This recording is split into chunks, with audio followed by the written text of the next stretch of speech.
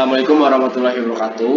Kami dari kelompok 5 akan mempresentasikan proposal studi kelayakan bisnis usaha warung bakso Pak Joni dengan dosen pengampu Ibu Fatma Bagis MSI.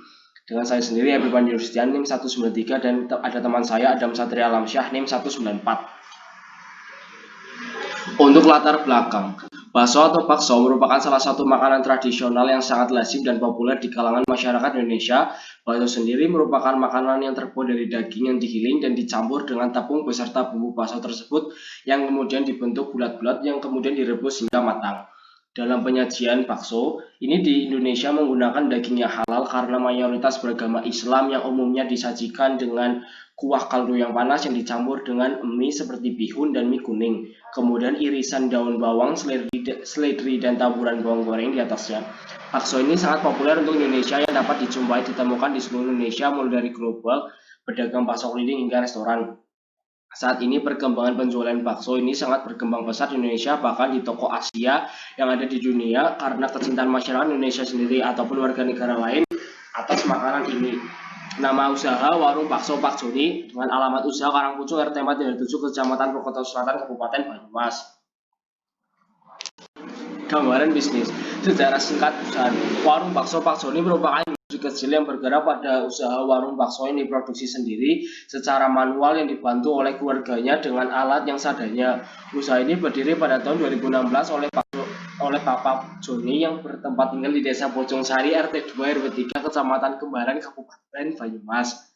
Latar belakang berdirinya adalah berawal dari pemilik usaha ini ikut berjualan bakso bersama kakak untuk sementara waktu 2 bulan.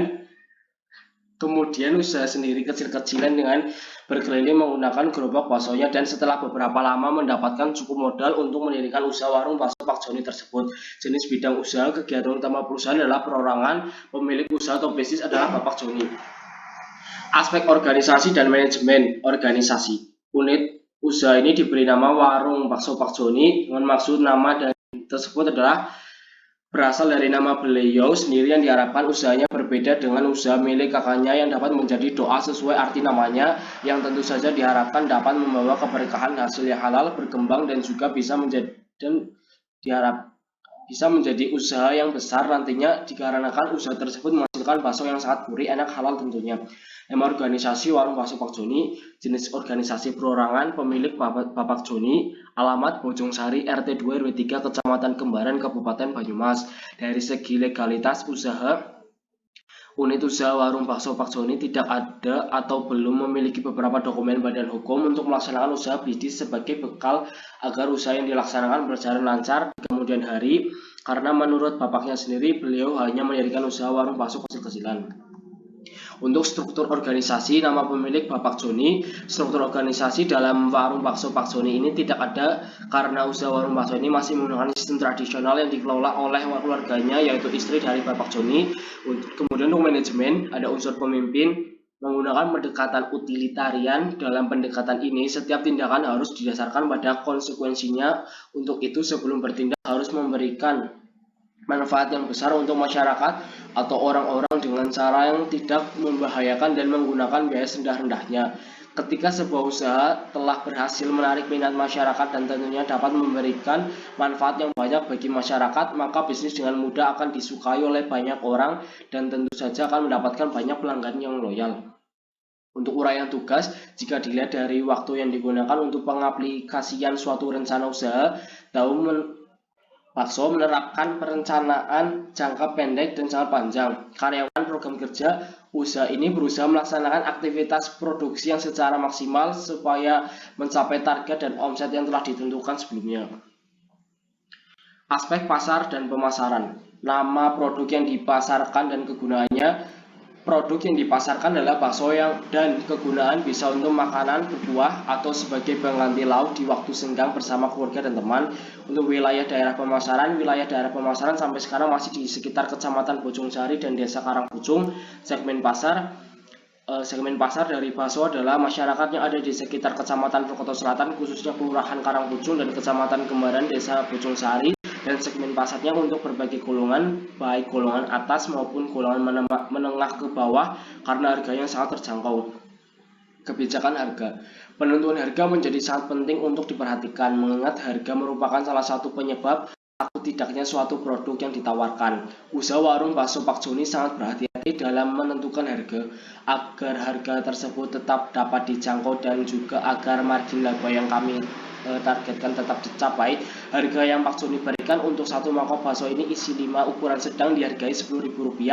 Bila pembeli membeli dengan banyak khususnya untuk acara-acara tertentu, maka Pak Joni akan memberikan bonus bakso tersebut. Hal tersebut dilakukan selain untuk mempertahankan pelanggan juga supaya harga yang diberikan kepada konsumen akhir tidak terlalu tinggi. Sistem distribusi. Cara penjualannya yaitu dengan dijual langsung kepada pelanggan dengan pelanggan datang ke warung bakso Pak Joni tersebut.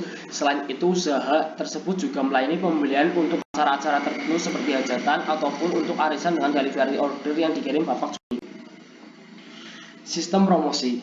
Tujuan dari promosi ialah menginformasikan segala jenis produk yang ditawarkan dan berusaha menarik calon konsumen yang baru. Terdapat 3 jenis promosi yang Pak Joni gunakan dalam mempromosikan bakso Pak Joni buat. Dengan 3 sarana tersebut ialah promosi penjualan, word of mouth, dan juga penjualan sendiri. Kemudian permintaan produk. Permintaan adalah sejumlah barang yang dibeli atau diminta pada suatu harga dalam waktu tertentu, dan diartikan permintaan produk akan terjadi jika konsumen antusias membeli terhadap produk yang ditawarkan. Maka dari itu Bapak Joni menetapkan harga dan meningkatkan kualitas produk supaya konsumen tertarik dan merasa puas dengan produk yang Bapak Joni produksi atau tawarkan. Kesimpulan aspek pemasaran, kesimpulannya warung bakso Pak Joni ini sangat murah dan terjangkau, dapat untuk semua kalangan masyarakat dimulai dari usia seperti anak-anak, remaja hingga tua, muda, laki-laki dan perempuan. Dengan meningkatnya pendapatan, aktivitas masyarakat dan gaya hidup membuat warung bakso akan menjadi makanan tradisional masyarakat yang dicintai. Selain itu, kedepannya warung bakso Pak Joni yang diproduksi bisa menjadi usaha warung bakso Pak Joni menjadi nomor 1 di daerah tersebut, bahkan di luaran sana dapat membuka cabang baru. Ya, selanjutnya manajemen operasi. Yang pertama, deskripsi teknis produksi. Proses produksi yang digunakan adalah continue, di mana bahan mentah yang digunakan untuk proses produksi akan langsung dibuat menjadi produk jadi dan tidak menunggu mengerjakan yang lainnya. Kemudian teknologi produksi. Teknologi yang digunakan masih menggunakan peralatan tradisional dan peralatan yang sering digunakan oleh ibu rumah tangga pada umumnya seperti sendok makan, kompor gas, baskom, piring, wajan, spatula, sarung tangan, dan lainnya. Kemudian kapasitas produksi dan rencana produksi. Kapasitas produksi bakso yang diolah untuk hari-hari biasa yaitu 3-4 kg daging sapi giling, dan untuk hari libur sekitar 5-6 kg, menghasilkan kurang lebih sekitar 300-an butir bakso daging sapi untuk perharinya. Kemudian bahan baku dan bahan penolong. Bahan baku dan bahan penolong dari bakso yaitu daging sapi merah giling, kemudian bumbu-bumbu seperti bawang merah atau putih, merica, dan lainnya. Pengolahan dan pembuangan limbah. Tulang sapi dan lemak sapi adalah sisa dari pengolahan bakso. Untuk tulang dan lemak tidak dibuang begitu saja, tapi masih dapat kita gunakan sebagai campuran untuk pembuatan kuah kaldu bakso supaya menambah rasa gurih dan khas rasa sapi. Untuk seperti kulit-kulit untuk bumbu dapat dijadikan sebagai campuran makanan ternak. Kebutuhan biaya aspek teknis produksi. Yang pertama, bahan baku. Untuk memproduksi bakso digunakan baku yaitu daging sapi giling dengan diberi tepung tapioka sebagai tambahan dan diberi sedikit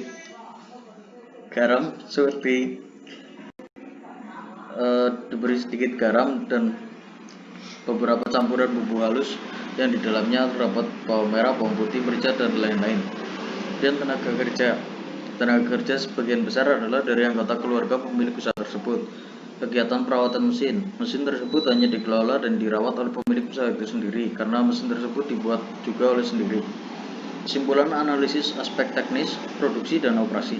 Aspek teknis dan teknologi merupakan suatu aspek yang berkenaan dengan proses pembangunan proyek secara teknis, teknologi, dan pengoperasiannya setelah proyek tersebut selesai dibangun.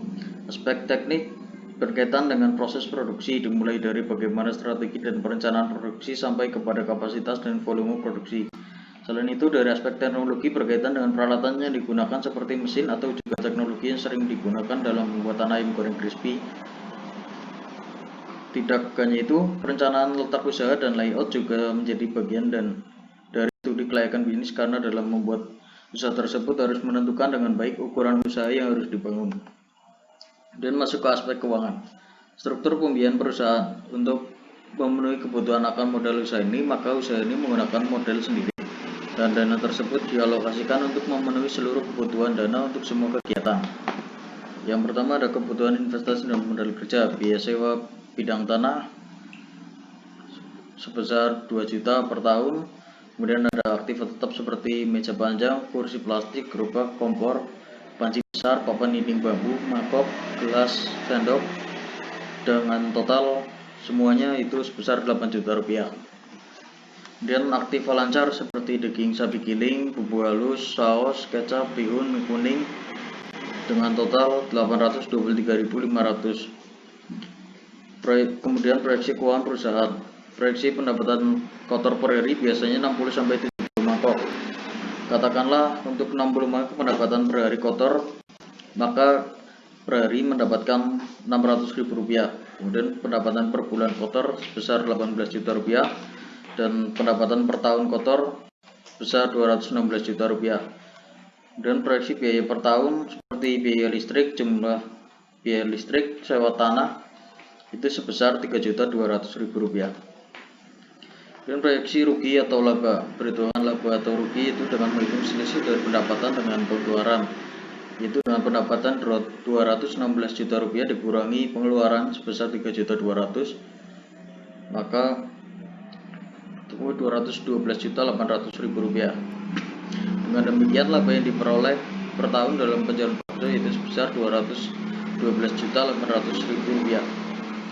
Kemudian analisis rasio keuangan dengan metode payback period atau payback period, yaitu investasi dikali 1 tahun harus cash inflow dengan rumus EAT plus depresiasi. Aktiva tetap sebesar Rp8 juta, depresiasi sama dengan Rp216 juta diperoleh dari total depresi. Kemudian beban depresiasi, keuntungan kotor per tahun yaitu omset per tahun dikurangi biaya operasional, maka untuk keuntungan per tahunnya sebesar Rp208 juta. Kesimpulan analisis aspek keuangan. Laba atau rugi,